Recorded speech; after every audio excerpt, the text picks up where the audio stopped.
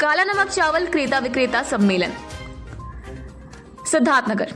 उत्तर प्रदेश के सिद्धार्थनगर में एक जिला एक उत्पाद में सम्मिलित किए गए बुद्धा राइस के नाम से विश्व प्रसिद्ध काला नमक चावल को बेहतर बाजार उपलब्ध कराने के साथ उसके उत्पाद और कारोबार को बढ़ावा देने के लिए जिला प्रशासन द्वारा लगातार प्रयास किया जा रहा है। इसी क्रम में जिला प्रशासन द्वारा पहली बार 2 दिवसीय क्रेता विक्रेता सम्मेलन का आयोजन किया गया, जिसका शुभारंभ कृषि मंत्री उत्तर प्रदेश सरकार सूर्य प्रताप शाही ने किया। कार्यक्रम में प्रदेश के विभिन्न जिलों से लेकर देश के अन्य राज्यों से आए व्यवसायियों और कृषि वैज्ञानिकों ने हिस्सा लिया और काला नमक चावल के उत्पादन से लेकर ब्रांडिंग और मार्केटिंग पर चर्चा किया।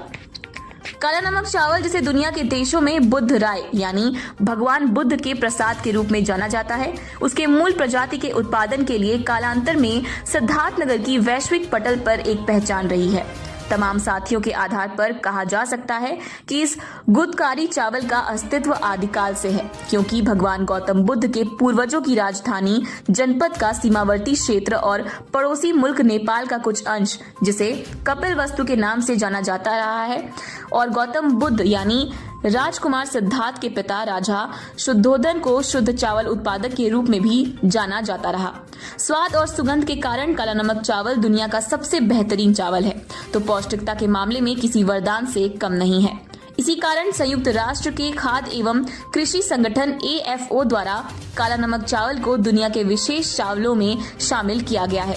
वैसे तो उत्तर प्रदेश के 10 सीमावर्ती जिलों में काला नमक चावल उगाया जाता है, लेकिन सिद्धार्थनगर जनपद का तराई क्षेत्र इसका मुख्य केंद्र है, जहां काला नमक की मूल प्रजाति जो स्वाद और शहद से भरपूर है, बौद्ध काल से उगाया जा रहा है और इसी की महक से पूरी दुनिया में सिद्धार्थनगर की माटी भी महक रही है।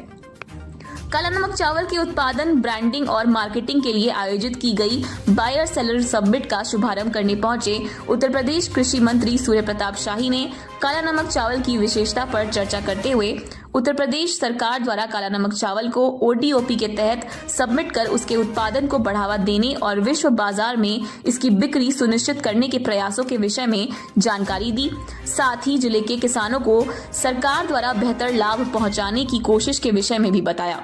वहीं कार्यक्रम में मौजूद सांसद जगदम्बिका पाल ने काला नमक चावल की विशेषता और उसकी गुणवत्ता के विषय एंकर बताते हुए उत्पादक किसानों के लिए सरकार द्वारा किए जा रहे प्रयासों की जानकारी दी। माननीय जिला अधिकारी महोदय के अथक प्रयास से हम लोगों ने करीब 2 महीने में ये कार्यक्रम बनाया और लगभग हमको लगता है कि 15 मीटिंगें जिलाधिकारी महोदय ने अपने व्यस्त समय में से दिया। हम लोगों ने देश विदेश में जो है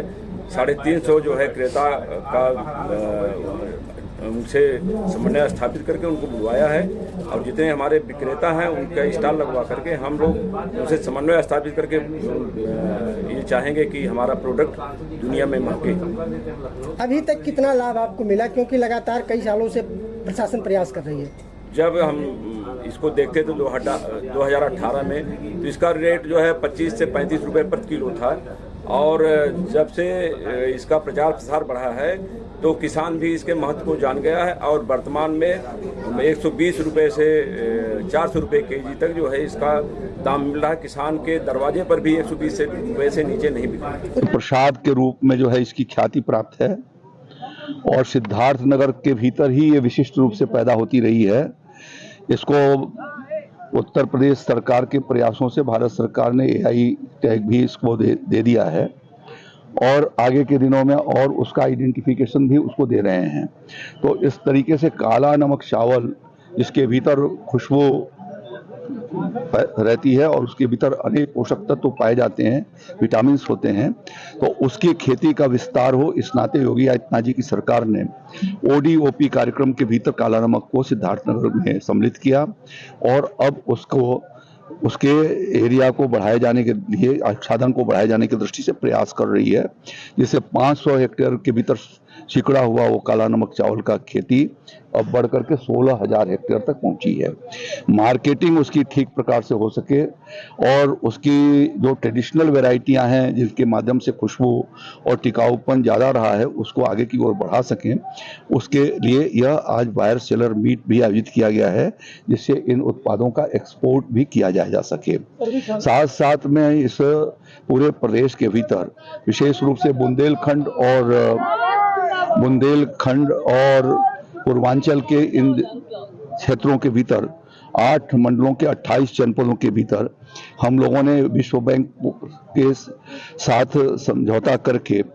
जिस 4,000 करोड़ रुपए की हमने परियोजना शुरू की करने वाले हैं, जिसमें से 2700 करोड़ रुपया हम लॉन्ग टर्म पर कम ब्याज पर 1.5% से भी कम ब्याज पर हम विश्व बैंक से लोन ले रहे हैं और 1,300 करोड़ रुपया उत्तर प्रदेश सरकार अपने खजाने से लगाएगी, जिसके माध्यम से पूरी उत्तर प्रदेश और बुंदेलखंड के जो तुलनात्मक प्रोडक्टिविटी कम है उसको बढ़ाए जाने की दृष्टि से प्रयास करेगी। साथ साथ में उनका वैल्यू एडिशन कैसे किया जा सकता है और मार्केटिंग की सुविधाएं कैसे दी जा सकती हैं, प्रोसेसिंग की दी जा सकती हैं, उसके ऊपर काम करेगी। तो यह महत्वपूर्ण योजना के भीतर सिद्धार्थनगर में काला नमक के भीतर भी उस पर काम होगा और जिससे काला नमक क्षेत्र का विस्तार होगा और अगले वर्षों के भीतर 5 साल में 2000 हेक्टेयर से ज्यादा एरिया उसके भीतर आच्छादन उसके बढ़ाए जा सकेंगे। देखिए, जनपद सिद्धार्थनगर में जिला प्रशासन के माध्यम से क्रेता विक्रेता सम्मेलन का 2 दिवस का कार्यक्रम हम लोगों ने आयोजित किया। ये कार्यक्रम का माननीय कृषि मंत्री जी का कर कमलों के माध्यम से आज उद्घाटन भी करवाया गया है। इस कार्यक्रम में सिद्धार्थनगर जनपद के अतिरिक्त जो प्रदेश का बाकी अन्य 74 जनपद का व्यापारी लोग का हम लोगों ने आमंत्रित किया और साथ ही साथ जो प्रदेश का भारत का अन्य राज्य से भी लोगों ने आया। आज विशेष रूप से तमिलनाडु, केरल, हरियाणा, दिल्ली, बिहार लोगों को हम लोगों ने आमंत्रित किया और लोग उपस्थित भी है। साथ ही साथ हमारा जितना भी साइंटिस्ट लोग हैं उन लोगों को भी बुलाया। सीधा इन लोग हमारा किसान लोगों के साथ संपर्क में रहेंगे। इसके माध्यम से एक प्लेटफॉर्म भी मिलेगी और प्लेटफॉर्म के माध्यम से ये क्रेता विक्रेता सम्मेलन एक प्लेटफॉर्म के माध्यम से इनका एक मार्केटिंग और ब्रांडिंग का स्ट्रेटजी और बढ़ावा देने के लिए जिला प्रशासन के माध्यम से काम किया जाएगा। सर, काला नमक धान यानी चावल के उत्पादन की अगर देखा जाए तो अन्य धानों की बनस्पत कम होता है, ऐसे में किसानों को कुछ और है कि जिससे उत्पादन को बढ़ा सके? देखिए, इसके लिए एक कुछ योजना जिला प्रशासन का स्तर से बनाया जा रहा है, उसका प्रस्ताव हम लोग शासन को भी भेज देंगे। पहला चीज जो कॉमन फैसिलिटी सेंटर है उसका नावगढ़ और शोरगढ़ के बीच में हम लोग तलाश करेंगे, जमीन तलाश करके जहाँ पर ज़्यादा पैदावार होती है वहाँ पर एक कॉमन फैसिलिटी सेंटर बनाने का काम हम लोग करेंगे। साथ ही साथ जो सीड क्वालिटी और सर्टिफिकेशन सेंटर है जो बनाना और उसको भी प्रपोजल बनाया जा रहा है और DPR जल्दी से जल्दी बना के हम लोग शासन को प्रेषित करेंगे। इससे बीज का गुणवत्ता किसान को मतलब वो लाभ मिलेगा।